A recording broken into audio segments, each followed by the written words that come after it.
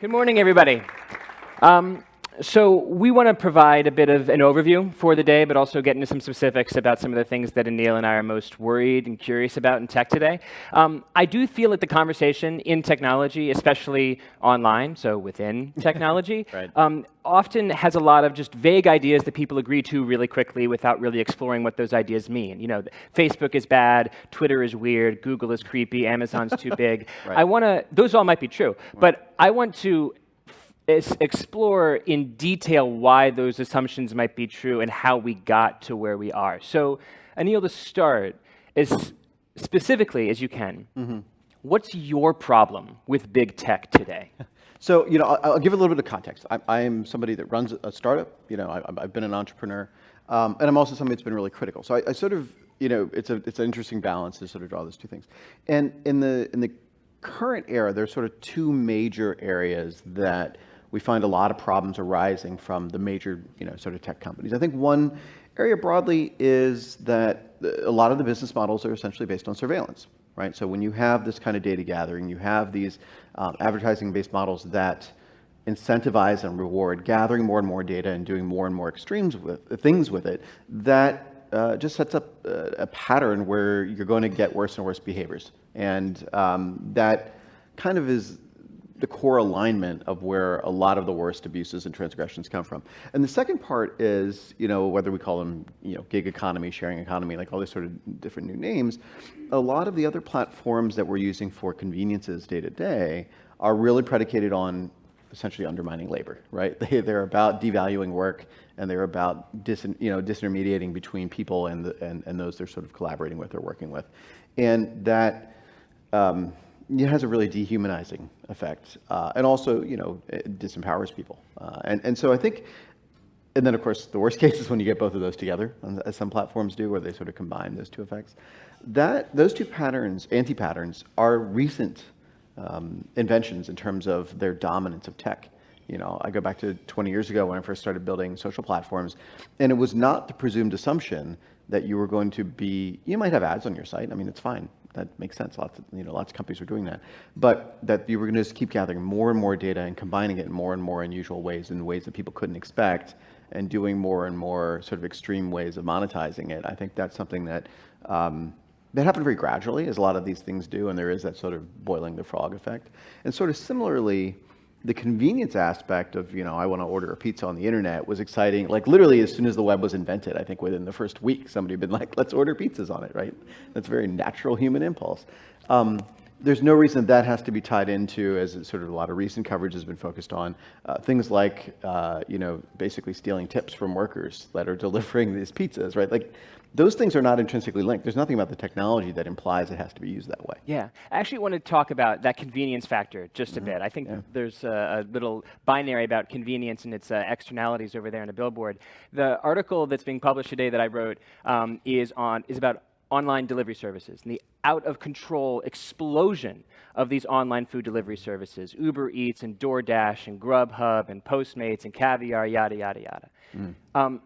I feel like these kind of companies are a part of what I call convenience maximalism. This idea that like any product that can make our life as easy as possible and that can save us time, we are there, no matter what the externalities are ecologically or economically. I wonder, because a smart consumer should know that when a small mountain of boxes is piling up from their Amazon orders or from their DoorDash orders, this probably isn't great for the environment, that some onus has to be on the consumer. And to a certain extent, you could say that this is true for all digital technology, that we are complicit in some extent in using Facebook, in being surveilled, in using these services that aren't particularly good for the environment.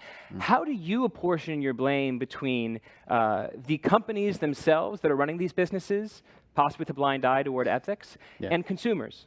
I think primarily on the companies, overwhelmingly so. And then the reason why is there are design decisions, right? You take the recent stories about DoorDash are a really good example. If I say I added a tip to my delivery order, my assumption is that's going to that person and it is on top of what I paid, right? And what they actually were doing was using it to subsidize their own cost of paying that worker to deliver. It doesn't have to be designed that way. That's a choice. The same is true of, Uber essentially price dumping by subsidizing rides so they can undermine mass transit has huge effects across the city, and not just for the drivers and the workers. And I think, being South Asian, like so many people in our community rely on driving as a fundamental source of income, that when we look at something like Uber's, prospectus when they went public, saying they're going to have to fundamentally change, and in order to become profitable, as they hope to, I presume, someday, they're going to have to essentially undermine the wages of every single driver on their system to reach profitability, right? There is no way that becomes sustainable for communities like ours where driving is a central way of making a living. Those are choices, right? It is not, and I say this to somebody like, I've built products that millions of people have used, and you think about, if this works, you can't anticipate everything, obviously. Nobody's perfect. There are always, unexpected externalities. But if you think about, if this works, what will happen to people? That's a simple question to ask. That's a straightforward thing. And it is not at all inconceivable. For example, if you're building a delivery service, you could say, let's do something where we're optimizing for example, I have a favorite delivery person. I like them. I want to request them again. I'm building a relationship. You can charge a premium for that. You can make more money as a company. And for me, if I'm like, oh, I know it's this delivery person, they know how to get into my building because they've got, like all this stuff that you can do when you build relationships are all things that can increase workers' wages, that can have people think more about the accountability. I think the environmental impact is a big deal, but I also look at some aspects of this are positive. Like when I was going to, a big box store, they're just hiding the packaging that came on the trucks out back, and I don't see it. So maybe if I'm made more viscerally aware of it. But those are things that if we can have a dialogue about who's involved in this transaction, who's profiting from it, are the people doing the work people to me, or are they completely abstracted away by the system and they're just a blue dot on a map? Those are choices. Right, and when you give people the option, especially those of us who are fortunate enough to be able to afford to get dinner delivered, to get these services provided to us, if we can humanize the people doing that work, that is both an opportunity to build much more ethical and responsible businesses, and it radically reduces the chances of those kinds of systemic harms. I want to move on to privacy for a quick second. I feel like the conversation around privacy really had a turning point around 2016, 2017, around the Cambridge Analytica crisis, around the election of Donald Trump. But it really went from this issue where the Wall Street Journal would report on, in 2014, 2013, the Wall Street Journal would say, Facebook sharing third-party data with Farmville or something. That article would be like the 17th most read story in the Wall Street Journal. Right. And now you have entire sections of the New York Times devoted to the privacy project, the privacy paradox of digital life. Right. Do you think that the attention being paid to digital surveillance and privacy today is overrated, fairly rated, or underrated? It depends on which area. It's all of those. And I think there are things that are trigger points, understandably. So I'm a parent. I have a young child. For probably as long as he can remember, we've had a speaker in the living room that he can talk to. And people get creeped out by that, and that makes perfect sense, right? But at the same time, it is not actually particularly that sensitive for Jeff Bezos to know that my kid liked Thomas the Train when he was 2, right? Like, it's like, that's not that surprising. At this point, though, I think much more about the most vulnerable populations. So I look at something like people's, data implying things about them, right? So they're not just gathering data on you, they're synthesizing data around you. And that there is not consent around these things. For example, if you are a hardliner, none of us are, but we always imagine this person who's like, I cannot abide by Google, I'm going to delete my Gmail account, and I'm going to never go on YouTube, and all these things you can do. Well, if you are on email at all, the people on the other end are using Gmail. So Google can just reconstruct a profile about you, the sort of a silhouette, right? The absence that's there. Same thing with Facebook. It's like, well, I'm not active there. People are like, I deactivated my account. It's like, well, you're still on Instagram, and people are still tagging you in the background of photos, and there's still the history of what you've done, so that you can pretty easily reconstruct, if you have the kind of technology they do, and they do, you can pretty easily reconstruct a profile about somebody. So when there is no opt-out, and then the second part, what's being done with the data? Are services providing this data to law enforcement, to institutions like ICE? That is happening every day. That's happening without warrants every day. And you think about that threat, that risk to the most vulnerable, those are things that are like putting that under the same umbrella as Google knows that I bought something online, like those probably are not actually the same category. Right. And I think that, we don't have a meaningful, thoughtful way to have that dialogue. And also, it's changed so much, like our conception of privacy, really something came up like 30s, 40s, and 50s, of being tied to like, oh, people are living in cities now and they're next door and somebody's looking in my window. That's got almost nothing to do with the concerns that are being raised now. Yeah, on our podcast, Crazy Genius, we did an episode about the history of privacy in America. And the concept of privacy didn't even really exist until the late 19th century. The term right to privacy was invented by Louis Brandeis in 1890, not to talk about right to privacy from governments or companies. It was actually about right to privacy from journalists, because muckrakers were giving his rich friends a hard time, and he said, hey, lay off, muckrakers, we have a right to privacy. But it's interesting because I feel like we have been living in a kind of surveillance state for a long, long time, but it's only very recently that we've developed a vocabulary to talk about the dangers or risks of that surveillance. That doesn't mean that it's wrong or insincere. I think it's just interesting how recent this conversation is. Like, for example, imagine if Facebook came up with this new program and they said, what we're going to do is we're going to surveil all of your credit card spending. We're going to share that data with banks at the very moment of the most important financial decision of your life, buying a home. We're going to give that score a number, say somewhere between 400 and 850. You won't know what the number means, but who cares? If you ask us what that number means, we can't tell you. If you ask us too often what your number is, we might penalize you. And if you disagree with your number, we can't necessarily explain what it means, but it will give you a demerit and raise your interest rate. And sometimes, right, and sometimes as a bonus, we'll just leak all your data. And right, yeah, exactly. Yeah. Sometimes, exactly. We'll just barf up all the data. No extra charge. No extra charge. That part is free. Yeah. That's actually the only way that people get paid. Yeah. You only get paid, actually, if the data is hacked. I mean, no one in 2019 would accept the invention of credit scores, I think. Right.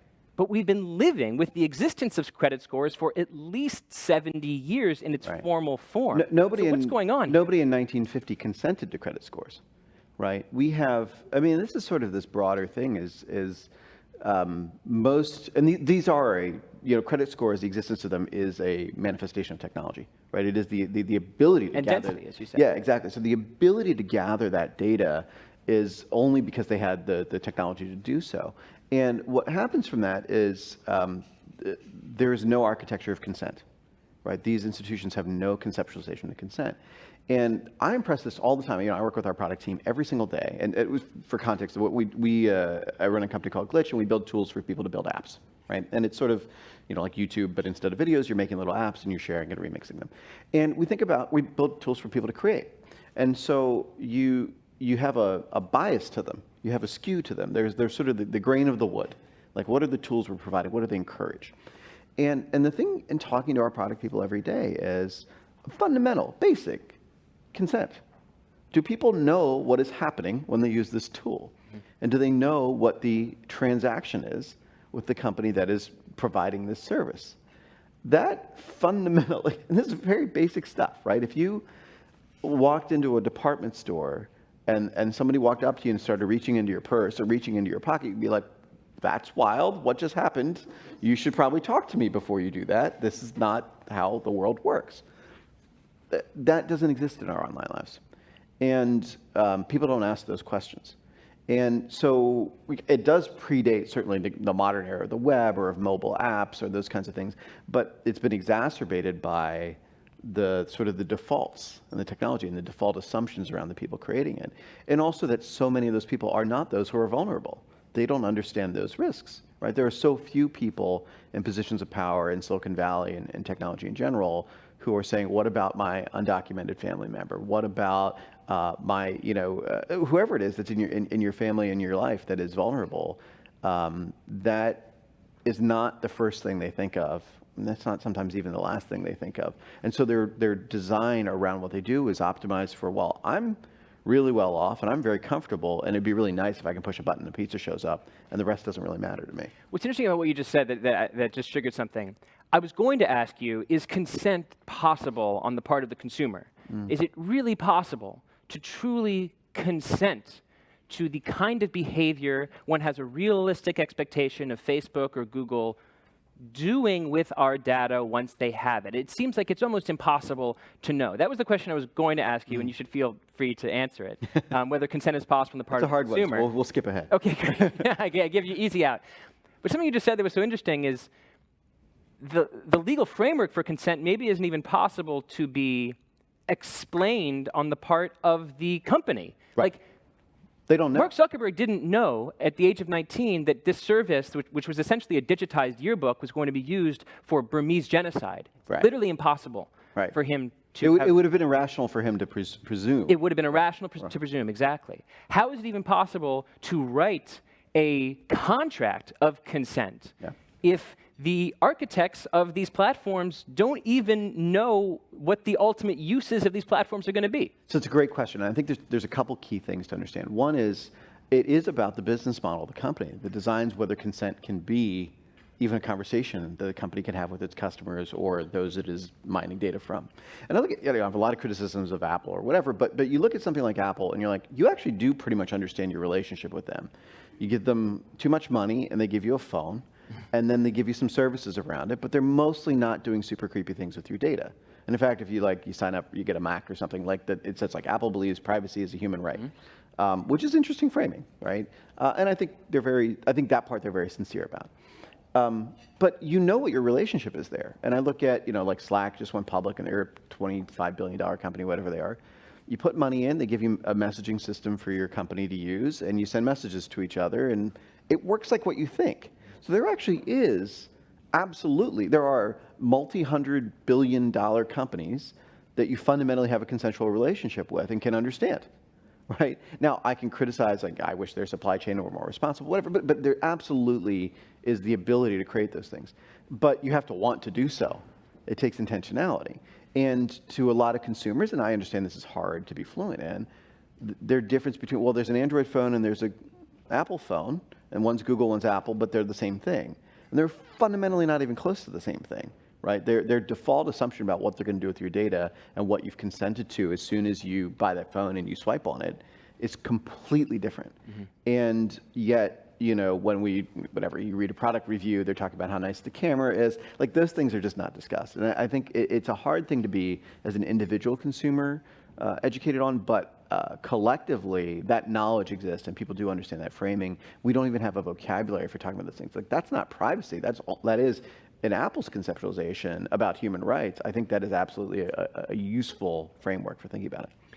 Last question. I want to just talk about, I want to get your theories on how we fix this, or at least how we begin to think about fixing it.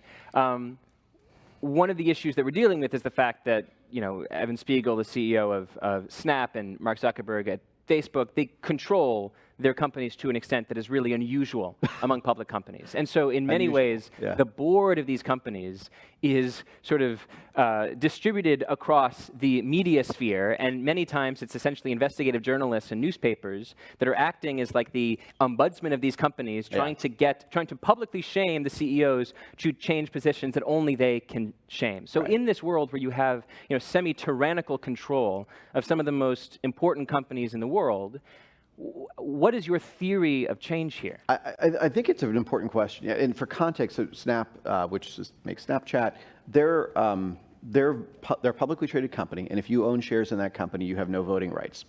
That's innovation, I suppose, right? So there's complete lack of accountability, right? And then the boards are very closely held in all these companies.